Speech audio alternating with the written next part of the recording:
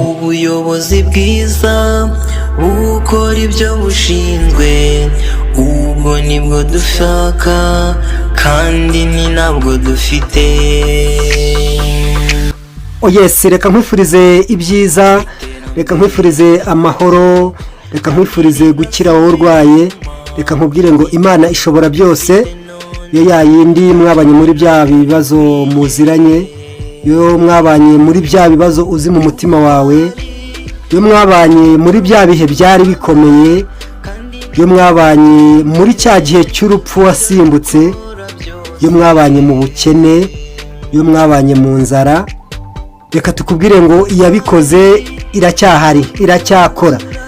Uyu munsi reka tugende tuganira ku buzima bw'umusore bamwita Sabato Byukusenge, ariko akunze kuba amenyereye mu mazina ya Cedric.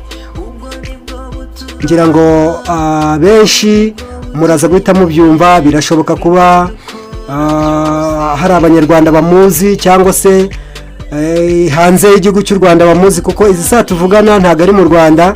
Ariko uyu musore twifuje kugira ngo tugende turebera hamwe iby'ubuzima bwe cyangwa se amateka ye. Niyo mpamvu tukubwira ngo buriya umuntu nakubwira ngo ndakwanze, Imana ikigukunda ntacyo bizamara. Umuntu nakubwira ngo mvira ahangaha ariko akaguha amahoro n'ubuzima, uzaba ukomeye. Ariko nanone kandi ntago umuntu yakabaye acira undi minsi cyangwa se amutega iminsi kuko atari Imana.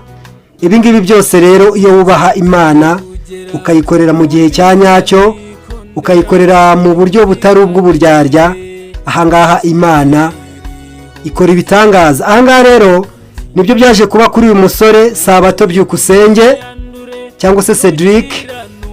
Ni umusore w'imyaka 28. Ubwo murahita mwumva igihe yavukiye.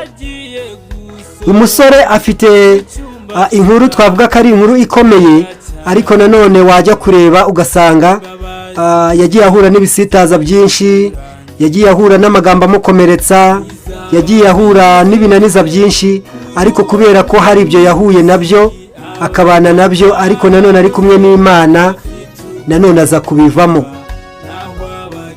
Ni umusore uvuka mu bana 11, ariko akaba yaravutse ari uwa 10. Ahangaha akaba yaravukiye mu karere ka Bugesera, umurenge wa Ruhuha, akaba ari umwana wa 10 mu bana 11. Birashoboka nawe kuba waravutse uri uwa 10 mu bana 11. Ahangaha rero Byukusenge Sabato cyangwa se Cedric, ahangaha yemeza ko kuva yavuka cyangwa se kuva yakura, kwa kundi tuba tumenyereye ngo turamenya papa na mama baduhereze uburere cyangwa se baduha izo care, uyu Cedric akubwira ko imyaka ye kugeza n'ubu azi mama gusa, azi care ya mama gusa, azi impuhwe za kibyeyi za mama gusa, kuko uyu nguyu papa we na n'ubu ntago ibye abizi, kuko nawe ubwe ntago amuzi. Uyu nguyu Sabato Byukusenge urumva nyine ko yavukiye mu karere ka Bugesera muri Ruhuha, ngani mu ntara y'Iburasirazuba. Akubwira ko ubuzima bwaje kuba bubi, ariko nanone ukaza kumenya ko yize nk'abandi, yiga primaire nk'abandi arayirangiza, aza kwiga segonderi, ariko aza guciciriza amashuri ye ageze mu mwaka wa 3 segonderi. Aho ngaho nuhagera ntuze kwibaza impamvu yavuye mu ishuri, kuko ubuzima bwe ni ubuzima bukomeye, kandi nuza kubana natwe uraza kumva impamvu.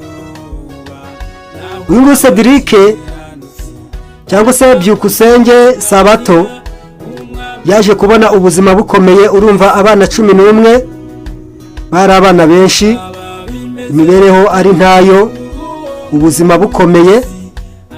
We nk'umuntu wari utangiye kumenya ubwenge akuramo ake karenge, maze mu mwaka wa 2010 yerekeza mu mujyi wa Kigali. Abantu benshi no bakunze kwerekeza kuza gushakira ubuzima, kandi koko nibyo uyu nguyu rero Byukusenge Sabato cyangwa se Cedric nawe 2010 yaje kuza gushaka nk'uko abandi baza gushakisha. Ni umusore wamenye ubwenge atazi impuhwe za papa, ni umusore wamenye ubwenge azi impuhwe za mama, ni umusore wamenye ubwenge azi umubyeyi w'umumama, ari nayo mpamvu bajya bavuga bati akabura ntikaboneke ni nyina w'umuntu, kandi buriya koko ngo mama w'umuntu araryoha. Niyo mpamvu uyu nguyu Byukusenge Sabato cyangwa se Cedric yaje kuba aza mu mujyi wa Kigali kugira ngo azagoboke mama we wamugendanye mu bihe byari bikomeye, mu bihe byari bigoranye, mu mvura nyinshi, ku zuba ryinshi, ariko mama aravuga ati Cedric uzaba umugabo. Ni umusore wemeza ko amashuri ye yahagaze kubera ubukene, akavuga ko mu by'ukuri nta kundi byari kugenda atari ukuyahagarika kugira ngo abanze ajye gushaka imibereho. Muri uko kugera i Kigali rero mu mwaka wa 2010, ni umusore wakundaga gusenga Imana, ni umusore wajyaga ku misozi gusenga Imana. Mu nzara nyinshi Cedric yasengaga Imana, mu bukene bwinshi Cedric yasengaga Imana. Urumva ko yari ibanga yari afitanye n'Imana. Wowe ibanga ufitanye n'Imana ni irihe? Yaje gusesekara mu mujyi wa Kigali, rimwe agiye gusenga aza kuhahurira n'umusore. Cedric yemeza ko nawe wenda atarakomeye cyane ariko yari afite uko yibashije. Ahangaha nibwo yaje kumuganiriza ubuzima bwe, ubuzima bushaririye, ubuzima bubi. Uyu musore yemera kumwakira, amukorera igikorwa cyiza, aho Cedric yemeza ko ari we wamureze, aho Cedric yemeza ko ari we watumye aba mu mujyi wa Kigali. Cedric aho yemeza ko ari we wamucumbikiye kugeza imyaka hafi 6, dore ko aribwo baje gutandukana. Ahangaha Cedric urumva yabanaga nawe nk'umuvandimwe, ariko burya nibyo tujya tuvuga ngo umuntu yaguhinduka, igicu ushobora kubona ari umweru ariko mu kanya kikaba umukara. Ahangaha umwana w'umuntu nawe niko bijya bigenda. Uyu nguyu Cedric yaje kuba abwirwa ijambo rikomeye, ubwo yari yiteguye ko agiye kumva ijambo ry'umugisha, ubwo yari azi ko agiye kumva ijambo ry'ihumure. Cedric umusore bibaniraga niwe watangiye kumukomeretsa. Birashoboka nawe kuba uwo mubana gukomeretsa, birashoboka kuba uwo mubana ari we ugusitaza mu rugendo, birashoboka kuba uwo mubana ari we urimo kugutega iminsi. Ahangaha Cedric rero nawe niko byamugendekeye. Ni ijambo rikomeye cyane uyu musore babanaga rero yaje kumubwira, ni ijambo rikomeye kandi ribabaje, aho yaje kwatuza akanwa ke akaza kumubwira ko kuba umugabo bizamugora. Cedric kuba umugabo bizakugora, ibyo bavuze byose Cedric kuba umugabo bizakugora. Ahangaha niho Cedric yaje kuba yangirikira mu mutwe. Cedric yumva kubaho biranze, Cedric yumva atangiye kwiheba, Cedric byakubitamo ko ari mu buzima bubi no mu muryango yaturutsemo ubuzima butameze neza. Cedric yatangiye kumva agiye kwiyahura, Cedric yumva atangiye kwiyanga, Cedric yumva atangiye kwigunga. Ariko ndagira ngo nkumenyeshe ko iyo umwana w'umuntu yakuretse Imana itarakureka, haba hari andi masaha yo guhumeka, haba hari andi masaha yo gukora, haba hari andi masaha yo kuba umugabo. Ijambo ngo kuba umugabo bizakugora ni ijambo ririmo amagambo menshi, ni ijambo ririmo ubuhisho bwinshi. Ahangaha uri umuntu ugira mu mutwe woroshye wakiyahura, ariko ahangaha Cedric ntago yigeze acika intege. Hano rero nibwo Cedric nibwo yaje kubatandukana n'uyu muhungu, aho Cedric yemeza ko yari agiye gushinga urugo ariko aza kumwohereza kwa mushiki we. Ntabwo twavuga ko byari bibi, yakoze neza, ariko kwa mushiki aho yageze naho naho byabaye bikurushaho, aho uyu mushiki we yaje kugenda nawe amutoneka amubwira ko nta bagabo babiri mu rugo. Aya magambo yose Cedric yakomeje kugenda yitaho, kuba umugabo bizakugora, nta bagabo babiri mu rugo, kandi yatekereza agasanga ni bene umugabo umwe barimo kugenda babimubwira. Cedric yabonye ko ahangaha harimo kwihoma ku bihomoka. Cedric nibwo yaje gushyira ubwenge ku gihe. Cedric nibwo yaje gufata umwanzuro wa kigabo. Cedric ava muri bya bitekerezo byo kumva ko atazaba umugabo. Cedric ahangaha yaje gufata icyemezo cyo gutandukana n'uyu mugore, ubwo ni mushiki we.